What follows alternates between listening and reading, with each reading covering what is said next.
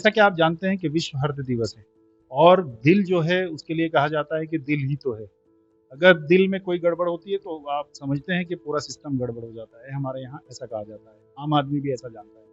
लेकिन दिल का जो इम्पोर्टेंस है और दिल के साथ जो आने वाली दिक्कतें हैं, क्यों होती हैं, क्या रीज़न है और कैसे इनसे बचा जा सकता है? क्योंकि डब्ल्यूएचओ की एक रिपोर्ट है, उसके हिसाब से अगर देखें तो 2 करोड़ से ज़्यादा मौतें दिल की बीमारियों से होती हैं।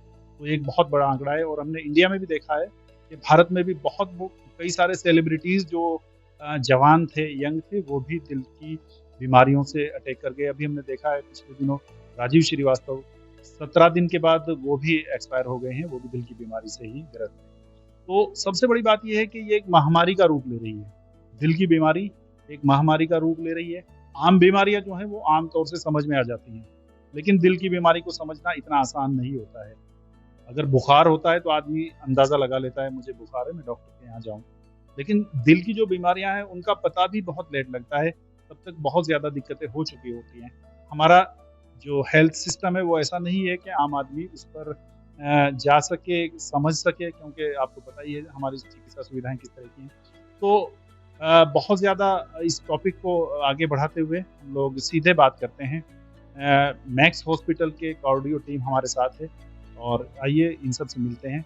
आप सब लोगों का बहुत-बहुत स्वागत है एक्सप्रेस न्यूज़ भारत पर। मेरे साथ मौजूद हैं डॉक्टर प्रीति जो वरिष्ठ और बहुत ही सीनियर कार्डियो हैं, मैक्स में हैं। मेरे साथ डॉक्टर योगेंद्र हैं, आपका बहुत स्वागत है एक्सप्रेस न्यूज़ भारत पर। मेरे साथ डॉक्टर ए.के. सिंह हैं, आपका भी बहुत स्वागत है। रवि कुमार जी, ओके। सबसे पहले डॉक्टर प्रीति आपसे शुरू करेंगे। दिल की जो बीमारियां हैं हमने पिछले कुछ दिनों से देखा है कि बहुत ज़्यादा बढ़ रही हैं। बहुत ज़्यादा पेशेंट्स दिल की बीमारियों के आ रहे होंगे। छोटे हॉस्पिटल्स में भी जाते हैं, बड़े हॉस्पिटल्स में भी जाते हैं। तो ये बीमारी जो बढ़ने की वजह क्या है? पहले होता था कि आमतौर से बहुत 100 लोगों में से, हज़ारों लोगों में से एक आदमी दिल का मरीज होता था। लेकिन अब बहुत ज़्यादा बढ़ रही हैं बीमारियाँ। सबसे बेसिक वजह क्या है इसकी? तो मैं कहूँगी कि सबसे बेसिक वजह शायद है शहरीकरण। आजकल हर मनुष्य अपने करियर को बनाने में लगा हुआ है और उस स्ट्रेस में हम भूल जाते हैं कि जो मेन कारण होते हैं जैसे कि हाई ब्लड प्रेशर, डायबिटीज़ और ओबेसिटी और कोलेस्ट्रॉल, पुअर कोलेस्ट्रॉल मैनेजमेंट, तो ये सब चीज़ें जो हैं जो कि इम्पॉर्टेंट होती हैं और इनके मैनेज ना होने की वजह से पेशेंट को हार्ट डिजीज़ होती हैं। अगर हम इनका टाइमली ट्रीटमेंट ना करें तो ये कोलेस्ट्रॉल डिपोजिशन आर्टरीज में होता है जिसकी वजह से आर्टरीज चोक हो जाती है और उसकी वजह से हार्ट अटैक का खतरा बढ़ जाता है। तो अगर हम इन सब चीज़ों का टाइमली डायग्नोसिस करें, मैं कहूँगी कि एक स्क्रीनिंग जो कि एक सर्टेन एज यानी कि अगर हम 30 इयर्स पर अगर एक स्क्रीनिंग शुरू करें इन सब चीज़ों के लिए, कोलेस्ट्रॉल के लिए, हाई ब्लड प्रेशर, शुगर के लिए, और उसको टाइमली डिटेक्ट करें और उसके लिए काम करें, तो इससे हम बहुत सारे एडवर्स इवेंट्स को, कोरोनरी आर्टरी डिजीज या हार्ट अटैक की रिस्क को कम कर सकते हैं। मैडम दूसरा सवाल ये है कि खान-पान की अगर हम बात करें तो खान-पान कितना महत्वपूर्ण है इस पूरी बीमारी में? कितना रोल उसका होता है? So diet is very important because जो भी हमारा डाइट जो नॉर्मल पहले एक वेजिटेरियन डाइट है, rice and curd and dal, chapati, these are healthy food जिसको कि हम कहते हैं, एंड फ्रूट्स एंड वेजिटेबल। आज के टाइम में हम देखते हैं कि इस सबसे हटके हम प्रोसेस्ड फूड की तरफ ज़्यादा जा रहे हैं।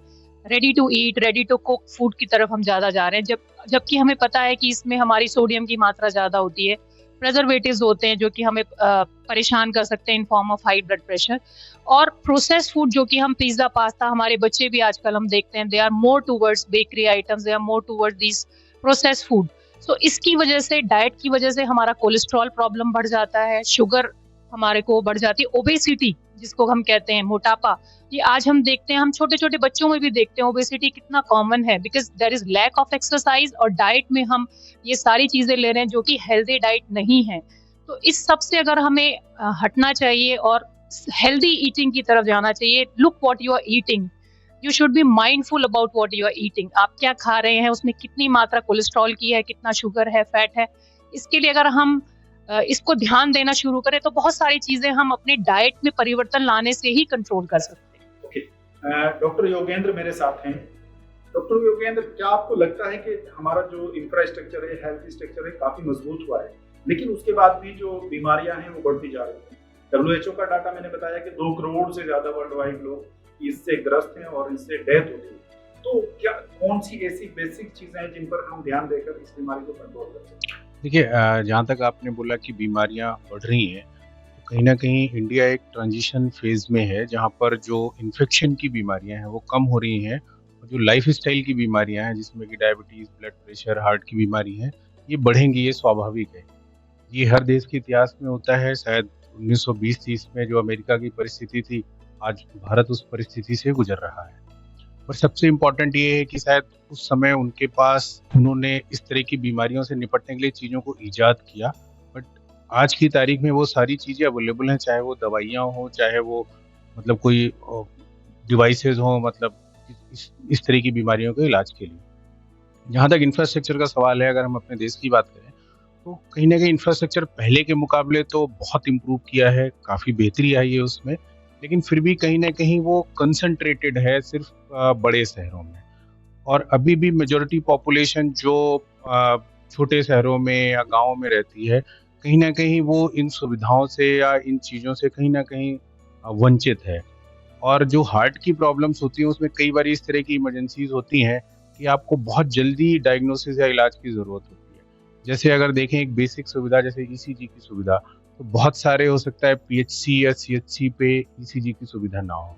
तो अगर किसी को सीने में दर्द हुआ और अगर उसका ईसीजी ही ना हो पाए, तो हार्ट अटैक की डायग्नोसिस ही नहीं बन सकती। तो सारा ट्रीटमेंट और सारी चीज़ें डिले हो जाती हैं। तो कहीं न कहीं इंफ्रास्ट्रक्चर में और सुधार की ज़रूरत है। सिर्फ़ बड़े शहरों में नहीं, बल्कि छोटे शहरों, गाँव में भी एटलीस्ट जो बेसिक चीज़ें हैं, जो इनिशियल डायग्नोसिस की चीज़ें हैं, उनकी भी बहुत कहीं न कहीं आवश्यकता है, जिसमें कि ईसीजी एक बहुत इम्पोर्टेंट डिवाइस है।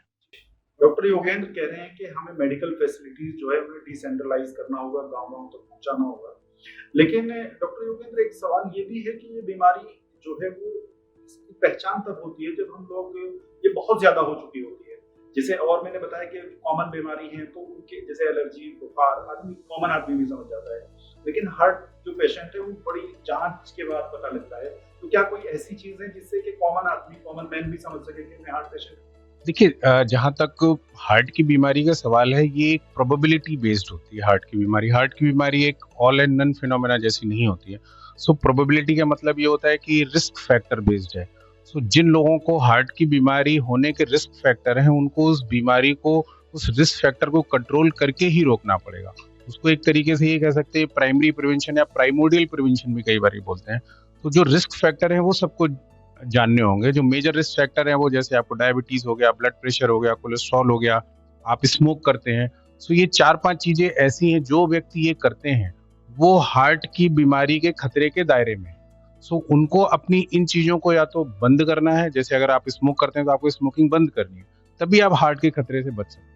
अब अगर आप उस दिन का वेट करेंगे कि जब मुझको कोई प्रॉब्लम होगी मैं तब बंद करूँगा, तो कहीं न कहीं उसमें बहुत देरी हो जाती है। इसी तरीके से ब्लड प्रेशर है, डायबिटीज़ है, अगर आप उसको शुरू से ही जब भी आपको डायबिटीज़ या ब्लड प्रेशर पता लगे, आप उसको नियमित कंट्रोल रखें, रेगुलर इलाज करें, दवाइयाँ खाएँ, सो हार्ट की प्रॉब्लम होने की संभावना कम रहेगी या हो सकता है डिले हो जाए, हो सकता है ना हो। लेकिन अगर आप उसको उस पॉइंट तक ले जाएँगे कि नहीं जब कुछ होगा मैं तब उसका इलाज शुरू करूँगा, तो कहीं न कहीं इसमें देरी हो जाती है। बिल्कुल, डॉक्टर योगेंद्र कह रहे थे कि आपको इंतज़ार नहीं करना है बीमार होने का, आपको प्रिकॉशंस पहले दिन से लेने हैं, आपको वेट नहीं करना है कि मैं बीमार होऊँगा तभी इलाज कराऊँगा। पहले छोटे-छोटे लक्षण डॉक्टर योगेंद्र ने बताए हैं, उन पर भी ध्यान देना होगा और तब जाके कहीं बचा जा सकता है। डॉक्टर रवि, जैसे डॉक्टर प्रीति ने कहा कि कोलेस्ट्रॉल जो मुख्य कारण है डिजीज होने का हार्ट से रिलेटेड, तो बैड और गुड कोलेस्ट्रॉल होता है। तो ये कौन कैसे होते हैं और लोगों को इसके बारे में जानना चाहिए और कई लोगों को पता नहीं रहता है, तो ये किस तरह के कोलेस्ट्रॉल होते हैं? देखिए एक्चुअली क्या है कि एक तरीके से कोलेस्ट्रॉल का जो लेवल देखा जाता है वो कई मात्राओं में नापा जाता है। एचडीएल हुआ, कोलेस्ट्रॉल लेवल टोटल हो गया, वीएलडीएल हो गया, तो ये कई तरह के, ट्राइग्लिसराइड हो गया। तो इसमें कहते हैं गुड कोलेस्ट्रॉल जो एचडीएल होता है, जिसको हम गुड कोलेस्ट्रॉल मानते हैं। लेकिन ये टेक्निकल लैंग्वेज है जो कि आम आदमी जो है नहीं समझ सकता। उसके लिए है कि उसको एक है ना लिपिड प्रोफाइल करानी होती है, जो कि अपने फिजिशियन को दिखानी होती है। उसके बेसिस पे फिजिशियन देखता है कि हाँ ये कंट्रोल में है या नहीं। अगर कंट्रोल में नहीं है तो कोलेस्ट्रॉल कम करने वाली दवाइयाँ उपलब्ध हैं जो कि प्रेस्क्राइब करी जा सकती है। सर मैं आपसे जानना चाहूँगी कि सिम्टम्स क्या होते हैं कोई भी हार्ट डिजीज के, क्योंकि कई बार लोग होते हैं कि दिखाते नहीं या फिर डरते हैं हॉस्पिटल जाने से, तो क्या सिम्टम्स क्या होते हैं इसके? देखिए, हार्ट डिजीज को अगर हम कैटेगराइज करें तो हम मेनली दो तरीके से कैटेगराइज कर सकते हैं। एक वेल्वुलर हार्ट डिजीज जिसको हम स्ट्रक्चरल हार्ट डिजीज बोलते हैं, यानी हार्ट के स्ट्रक्चर में कोई प्रॉब्लम है, और एक हम कोरोनरी आर्टरी डिजीज में डिवाइड कर सकते हैं कि हार्ट की नस में प्रॉब्लम। हार्ट की नस के प्रॉब्लम के जो मूल सिम्टम होता है वो तो चेस्ट में पेन होना, या तो किसी का चलने फिरने पे हो सकता है। अगर चलने फिरने पे हो रहा है तो इसका मतलब है कि हार्ट में जो खून की मात्रा पूरी तरह से नहीं जा पा रही, तो ये एक सिम्टम है कि इसका मतलब है कि हमें अपने चिकित्सक को दिखाना चाहिए, क्योंकि उसमें पहले पता चल सकता है कि हार्ट अटैक आने से पहले, ये आने से पहले का सिम्टम है एक तरीके से। अब वेलुलर हार्ट का करें कि भाई हार्ट के वेल में कोई प्रॉब्लम है, तो उसका अगर हम देखें तो सबसे पहले एक सिम्टम आता है कि भाई सांस का फूलना। अगर हम जैसे छोटा मोटा काम करते हैं या फिर हम पहले हम समझ लिए 1 किलोमीटर दौड़ लेते थे, लेकिन अब हम जो है 500 मीटर चलने पे भी हमारी सांस फूल रही है, इसका मतलब है कि आपके दिल में वेल्व की कोई बीमारी हो सकती है या फिर फेफड़े की भी बीमारी हो सकती है। लेकिन दोनों को देखने के लिए कि किसकी वजह से है सांस फूलना, इसके लिए आपको जो एक हार्ट चिकित्सक पे जाना जरूरी है। डॉक्टर रवि, लाइफ स्टाइल का कितना रोल होता है इन चीजों में? हार्ट की जो बीमारियां हैं उनके आजकल लाइफ स्टाइल डिस्टर्ब रहते हैं, ये तो आपको भी पता है, तो इसका कितना रोल होता है हार्ट डिजीज के लिए? देखिए, लाइफ स्टाइल का तो काफी रोल है। आजकल क्या है, आजकल की लाइफ स्टाइल थोड़ी भागा दौड़े की ज्यादा हो गई है। हर इंसान के ऊपर स्ट्रेस है, एक एक मेंबर है। अब काफी लोगों के घर के घरेलू प्रॉब्लम भी होती है, और फिर खान पान भी नियमित नहीं रह पाता, जब मिला तब खा लिया, जो मिला वो खा लिया। ठीक है, फ्रूट्स, जैसे कि मैडम ने बताया कि फ्रूट्स बहुत ज़रूरी होते हैं, लेकिन हमारी खाने की मात्रा में वो बहुत कम होते जा रहे हैं। अब क्या है कि भाई चलते हुए भूख लगी तो बर्गर पकड़ लिया, बर्गर खा लिया, पिज़्ज़ा मिला, पिज़्ज़ा खा लिया। तो ये सारे जो हमारे खाने पीने की, जो खासतौर पे सर ने बताया, जैसे डॉक्टर योगेंद्र ने, कि स्मोकिंग एक्चुअली क्या है, एक लत लगती है स्ट्रेस से।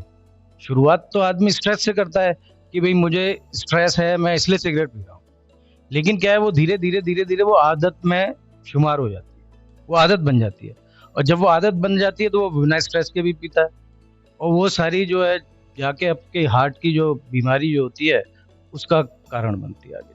जी, आपसे एक आखिरी सवाल मेरा ये है कि कोई अगर बेसिक एक चीज बतानी हो जिससे आदमी हार्ट की बीमारी से बच सके, जो दर्शक हमारे इस प्रोग्राम को देख रहे हैं, तो सिर्फ एक बेसिक जो चीज है वो क्या बता सकते हैं? सिर्फ सबसे पहले एक बेसिक चीज है अपना नियम, डिसिप्लिन, यानी लाइफ स्टाइल का डिसिप्लिन आना जरूरी है। सही टाइम पे सोना, सही टाइम पे उठना, और नियमित व्यायाम, और सही खाना खाना। मेरा आपसे ये सवाल है, जैसा कि इन्होंने कहा कि एक अच्छी डाइट का होना बहुत ज़रूरी है, लेकिन हम देखते हैं कि आजकल जिम जाते हैं कई लोग, उनकी डाइट भी अच्छी होती है, हर कुछ सब कुछ सही होता है, लेकिन उनको हार्ट अटैक ज़्यादा आते हैं, क्योंकि हमने कई देखा है, कई एक्टर्स उनकी मौत हो जाती है जिम में वर्कआउट करने के दौरान। तो ऐसा क्यों होता है? देखिए, ऐसा है कि जो डाइट और एक्सरसाइज की जो बात है, उसमें उस तरह की एक्सरसाइज इन्वॉल्व है जिनको कि हम कार्डियो एक्सरसाइज बोलते हैं। मेजॉरिटी जिन लोगों की बात आप कर रहे हैं, जो लोग जिम जाते हैं, वो कार्डियो एक्सरसाइज करने जिम नहीं जाते हैं। वो मतलब अपने हृदय या अपने शरीर की सेहत के लिए जिम नहीं जाते हैं, वो बॉडी बिल्डिंग के लिए जिम जाते हैं। और बॉडी बिल्डिंग के लिए जो एक्सरसाइज हम लोग करते हैं उसको एनारोबिक एक्सरसाइज बोलते हैं, मतलब आप वेट लिफ्टिंग करते हैं, मसल बनाते हैं। सो जो उस तरह की एक्सरसाइज होती है उसमें जो सबसे इम्पोर्टेंट उनका नेगेटिव इफेक्ट होता है वो होता है आपका ब्लड प्रेशर सडनली राइज हो। सो मेजॉरिटी इस तरीके की जो डेथ्स हुई हैं उनमें मेजर कारण ये होता है कि वो वेट लिफ्टिंग एक्सरसाइज करते हैं, तो उसकी वजह से उनका ब्लड प्रेशर भी एक्यूटली बढ़ता है। मतलब उस एक्सरसाइज करते समय भी कई बार आपका डायस्टोलिक ब्लड प्रेशर बहुत ज्यादा बढ़ सकता है। दूसरा, क्योंकि बॉडी बिल्डिंग के लिए ये लोग जो नेचुरल फूड होता है वो नहीं लेते हैं, ये बहुत सारी प्रोटीन्स का सेवन करते हैं, और वो प्रोटीन्स कई बार इस तरीके के लोग मसल बिल्डअप के लिए ना बहुत सारी ड्रग्स भी लेते हैं जो कि हार्ट के लिए नुकसानदायक होती है। तो ये जो इनकी ये इसके पैराफ्रेनेलियाज हैं इस एक्सरसाइज के पीछे, वो इस सब चीज़ों के लिए रिस्पॉन्सिबल है। सिर्फ वेट लिफ्टिंग करने से और बहुत अच्छी बॉडी बनाने से आप हार्ट की प्रॉब्लम से बचेंगे, ऐसा नहीं है। आपको सही एक्सरसाइज करनी है, आपको अपने जीवन को एक व्यवस्थित रखना है कि आपने क्या खाना है। अगर हम बॉडी बिल्डिंग के पीछे पड़ेंगे, ड्रग्स लेंगे ताकि मेरी मसल अच्छी हो, सिक्स पैक्स बने, मैं प्रोटीन का सेवन करूंगा आर्टिफिशियल प्रोटीन का ताकि मेरे सिक्स पैक्स बने, तो वो सब आपकी सेहत को कहीं ना कहीं नुकसान पहुंचाता है। तो ये सब उनकी वजह से होता है। सर, जैसे हार्ट डिजीज से बचना है तो आप योगा को कितना इम्पोर्टेंस? देखिए, योगा के दो कंपोनेंट हैं। एक होता है आपकी मेंटल वेलबींग के लिए, जिसको कि हम प्राणायाम बोलते हैं। दूसरा होता है आसन, जो आपकी फिजिकल वेलबींग के लिए है। तो जहाँ तक जो हम एक्सरसाइज की बात करते हैं मॉडर्न मेडिसिन में, हम आयुर्वेद में वही चीज को आसन बोलते हैं। तो आप अगर आसन करें या रेगुलर एक्सरसाइज करें, दोनों का मतलब करीब करीब सेम है। तो अगर कोई आदमी प्राणायाम करता है या आसन करता है, वो भी हार्ट की सेहत के लिए ठीक है। देखिए, मेजर फर्क जो एरोबिक और एनारोबिक एक्सरसाइज में ये होता है कि जो एरोबिक एक्सरसाइज होती है उसमें मेजर बॉडी मास आपका इन्वॉल्व होना चाहिए, और जो एनारोबिक एक्सरसाइज होती है उसमें क्या होता है, only limited body mass is involve. ठीक है, ये बेसिक फर्क होता है। तो जब भी आप आसन करते हैं तो मेजोरिटी आपकी पूरी बॉडी इन्वॉल्व होती है उस आसन को करने में। ठीक है, तो इसलिए वो करीब करीब ऑलमोस्ट उतना ही बेनिफिशियल रहता है जितना एक रेगुलर एक्सरसाइज आपके लिए बेनिफिशियल हो। डॉक्टर प्रीति, कई सारी चीजें डिस्कस हो गई, लेकिन दो चीजें हैं जिन पर हम ध्यान देने की जरूरत है, क्योंकि खान पान भी, लाइफ स्टाइल भी, ये भी जरूरी है। लेकिन क्या हार्ट डिजीज जेनेटिक भी हो सकती है? अगर किसी की फैमिली में पहले से हार्ट पेशेंट है, क्या जेनेटिक भी बीमारी है? बिल्कुल। हम जो भी पेशेंट जिनकी फैमिली में किसी भी फैमिली मेंबर को 55 ईयर्स से पहले हार्ट डिजीज होता है, हार्ट अटैक्स होते हैं या स्टेंटिंग होता है, उन लोगों को हम मानते हैं कि उन फैमिली में उनके जो बच्चे होते हैं उनमें हार्ट डिजीज होने की संभावना अर्ली एजेस पे ज़्यादा होती है। तो जेनेटिक्स जो है, it is a non modifiable risk factor for heart diseases, जिसको कि हम चेंज नहीं कर सकते, लेकिन एक अच्छे लाइफस्टाइल से हम उसको डिले कर सकते हैं या काफ़ी हद तक कई बार प्रिवेंट भी कर सकते हैं। बट जेनेटिक्स एक्चुअली बहुत इंपॉर्टेंट है। और अगर आपके पास आपकी फैमिली में high blood pressure, diabetes, heart attacks इनकी हिस्ट्री है, तो ऑब्वियसली आप प्रोन हैं इन सब चीज़ों को होने के लिए। बिल्कुल। डॉक्टर प्रीति, एक और कॉमन सा सवाल है जो हमारे दर्शक जानना चाहते हैं, जो क्योंकि आम जो कम्युनिटी है, सोसाइटी में ये बात मशहूर है कि जो दिल की बीमारियां हैं उनका इलाज बड़ा महंगा होता है। तो इस पर भी थोड़ा सा अगर आप बताएं कुछ इस तरह की चीजें कि आम आदमी भी जो है वो इलाज करा सके, डरे नहीं। देखिए, जैसे कि हमने बताया कि हृदय जो रोग हैं, जो कि बेसिकली हम heart attacks, coronary artery disease, valvular disease, cardiomyopathy, so भिन्न भिन्न प्रकार की बीमारियां हैं जिसका हम इलाज अगर हम बात करें, तो अगर हम डेफिनेट ट्रीटमेंट की बजाय अगर हम प्राइमरी और प्राइमोर्डियल प्रिवेंशन की अगर हम बात करें यहाँ इस स्टेज पे, तो आई थिंक वो तो बहुत ही एक सस्ती चीज़ है। आपको सिर्फ और सिर्फ एक डिसिप्लिन, जैसे कि हमने डिस्कस किया, लाइफस्टाइल, आई थिंक इसमें आप you are not spending anything, you just have to follow that. आप अपना एक लाइफस्टाइल अच्छा रखिए और you have to eat right, stress कम करिए लाइफ में, और regular physical activity. I would like to emphasise, जब से ये हमने न्यूज़ में सुना है कि कई सेलिब्रिटीज की एक्सरसाइज के बाद डेथ हो गई, सो बहुत सारे पेशेंट्स को एक क्वेरी होती है, and the patients who don't like to exercise, they are really happy about it कि एक्सरसाइज नहीं करते हैं तो शायद हमें हार्ट अटैक नहीं होगा। But you have to know, जैसे कि डॉक्टर साहब ने बताया, डॉक्टर योगेंद्र ने, कि you have to know that these incidences, I must tell you कि 90% of the people have heart attack when they are not exercising. So, and lack of physical activity is a very important risk factor for heart attack. So, ऐसा नहीं है कि आपको exercise नहीं करनी है, but you do it in moderation. And moderation means that you have to do 150 minutes moderate exercise in a week, or 30 minutes every day for 5 days of the week. So, or if you are doing vigorous, then 75 minutes per day. आपको इसके लिए कोई marathon नहीं करनी है, कोई gym नहीं जाना है which is costly. I would say you just go for your walks, you can go for light jogging. और सबसे इम्पॉर्टेंट, आई वुड से, अगर आपको कोई एक्सरसाइज रूटीन फॉलो करना है तो यू शुड हैव, अगर आपको किसी विगरस एक्सरसाइज के लिए जाना है, you should at least go to your doctor, check your blood pressure, check your numbers. जैसे कि हमें पता है कि जब भी हम एक बहुत इंटेंस एक्सरसाइज रूटीन में जाते हैं तो हाई ब्लड प्रेशर से, शेयर स्ट्रेस से हमारी कोरोनरी आर्टरीज में डिसेक्शंस हो सकते हैं, प्लाक रप्चर्स हो सकते हैं, हार्ट अटैक हो सकते हैं, और अगर हम बहुत इंटेंस एक्सरसाइज करें तो एरिथमियाज हो सकते हैं जिसकी वजह से सडन हार्ट अटैक होते हैं, या अरेस्ट हो सकते हैं जिससे कि हमारी डेथ्स होती है। तो do a moderate exercise, don't go for vigorous exercises or don't go for supplements. I would also say that these supplements, they are not good for you. So अगर हम एक्चुअल ट्रीटमेंट पे जाएंगे, उसके पहले का जो स्टेप है, हम सबको पहले उसको लेना है, उसको फॉलो करना है और इन डिजीजेस को प्रिवेंट करने का कोशिश करना है. बाकी अगर हमें बीमारी हो जाती है तो आई वुड से, जैसे हमें पता है आज के टाइम में हमारे कंट्री में इतनी चीजें, इतनी टेक्निक्स डेवलप हो गई हैं that we can treat most of the diseases. So हमें टाइमली डॉक्टर के पास जाना है और उसका टाइमली ट्रीटमेंट कराना है. जब भी हम डिलेड ट्रीटमेंट कराते हैं, हार्ट अटैक में भी अगर हम डिलेड ट्रीटमेंट कराते हैं, हॉस्पिटलाइजेशन ज़्यादा होता है, हमारे हार्ट की पंपिंग कम हो जाती है, उससे फर्दर हमें ट्रीटमेंट और हमारे पर एडिड एक्सपेंडिचर्स होते हैं. सो know your numbers, follow a lifestyle. If you have any problem, just don't hesitate, go to a doctor, tell your symptoms and get checked if you have a heart disease. अगर हम early treatment करेंगे तो I would say that would be less costly than having a disease in advanced stage and then getting a treatment.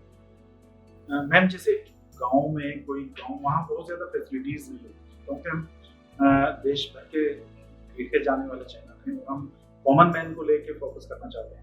तो गांव में by the जहाँ पर बहुत कम फैसिलिटीज़ हैं और किसी को हार्ट अटैक आता है, तो क्या कौन से, क्योंकि आपने बताया कि टाइम बहुत इंपॉर्टेंट फैक्टर है इसमें, तो ऐसे कौन से प्रिकॉशंस हैं जो वो ले सकता है जब तक कि हार्ट सेंटर या किसी अच्छे हॉस्पिटल में है, उससे पहले कौन से ऐसे रूटीन्स हैं जो वो फॉलो करके जान बचाई जा सकती है? देखिए, अगर हार्ट अटैक है किसी पेशेंट को तो सबसे इम्पोर्टेंट, जैसे हमने डिस्कस किया, अर्ली डायग्नोसिस.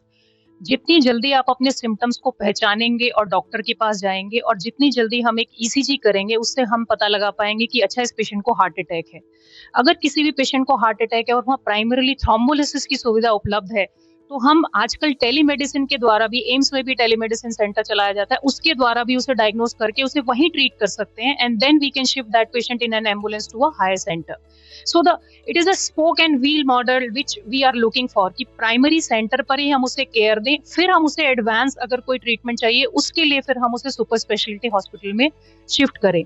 सो इस तरह का इस तरह का हमें सिस्टम डेवलप करना है पूरे इन विलेजेस को करके, क्योंकि एक पेशेंट जिसको हायर माउंटेन्स पे जिसको हार्ट अटैक होता है, उसको एटलीस्ट 24 आवर्स लगते हैं यहाँ पहुंचने में. So idea is that we develop these basic facility, like ECG में हार्ट अटैक है, वहीं हमने ब्लड को डिसॉल्व करने का मेडिसिन दिया, उसके बाद उस पेशेंट को हमने शिफ्ट करके अगर कोई फर्दर ट्रीटमेंट चाहिए तो उसको किया. तो सबसे इम्पोर्टेंट आई वुड से, आप अपने सिम्टम्स को पहचानिए, ये नहीं समझिए, क्योंकि कई बार बहुत ओवरलैप होता है. हम उसको एपिगैस्ट्रिक डिस्कम्फर्ट को मोस्टली गैस समझते हैं, डॉक्टर के पास नहीं जाते हैं, जिससे डिले हो जाता है डायग्नोसिस में और इस डिले की वजह से ही फिर कॉम्प्लिकेशंस आती है. जैसे कहा जाता है, ऐसी मान्यता है कि अगर एक पेशेंट को एक बार हार्ट अटैक आता है, दूसरी बार आता है, लेकिन तीसरी बार जब आता है तो उसकी मृत्यु हो जाती है, या ये इस बात में कितनी सच्चाई है, या फिर ये एक मिथ है? नहीं, ये मिथ नहीं है. अगर हमें जितनी बार हमारी हार्ट की आर्टरी बंद हुई है, उस हार्ट की आर्टरी बंद होने से क्या होता है, हार्ट अटैक इज बेसिकली आपके हार्ट मसल को जो आर्टरी ऑक्सीजन और न्यूट्रिशन पहुंचा रही है वो ब्लॉक हो गई, so that muscle is actually being damage. अगर इस पेशेंट को हमने 1 घंटे में आर्टरी खोल दिया तो मसल डैमेज मिनिमल होगा. अगर यही पेशेंट मेरे पास 10 घंटे या 12 घंटे में आएगा तो उतना हिस्सा हार्ट का डैमेज हो जाएगा. एक नॉर्मल हार्ट की पंपिंग जो होती है, जिसको हम इफेक्टिव पंपिंग कहते हैं, दैट इज 60%. अगर हमें हार्ट अटैक हुआ और हम लेट पहुंचे और हमारा 15% हार्ट का मसल डैमेज हो गया, नाउ इजेक्शन फ्रैक्शन इज 45%. अगर हमने दवाई छोड़ दिया, कुछ पेशेंट्स होते हैं जो कि 1 साल तक दवाई खाते हैं, उसके बाद उन्हें लगता है कि अब सब ठीक चल रहा है, तो जिन पेशेंट्स को हम ये समझाते हैं कि जिन्हें एक बार हार्ट की दिक्कत हुई है, उन्हें दोबारा दिक्कत होने का चांस ज्यादा होता है, क्योंकि उनके पास वो रिस्क फैक्टर्स हैं. तो अगर हमने दवाई छोड़ दी, हमें दोबारा से हार्ट अटैक हुआ और फिर हम डॉक्टर के पास गए, तो फिर उसमें हमारे हार्ट की पंपिंग और फर्दर कम हो गई.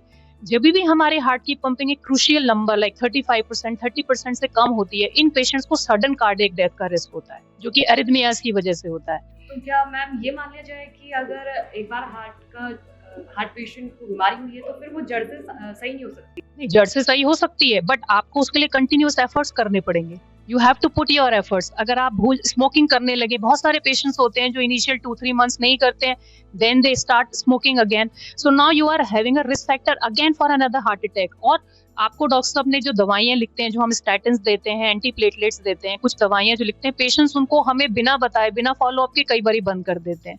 तो अगर if you stop these medications, then increase of heart attack, the risk of heart attack again increases, so that puts you on increased risk.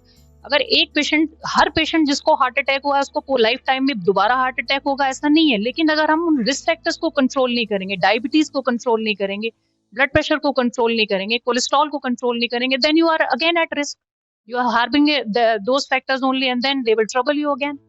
So the idea is, once you are diagnosed with a heart attack or a heart disease, along with medications, you have to improve your lifestyle. That is going to give you long-term results.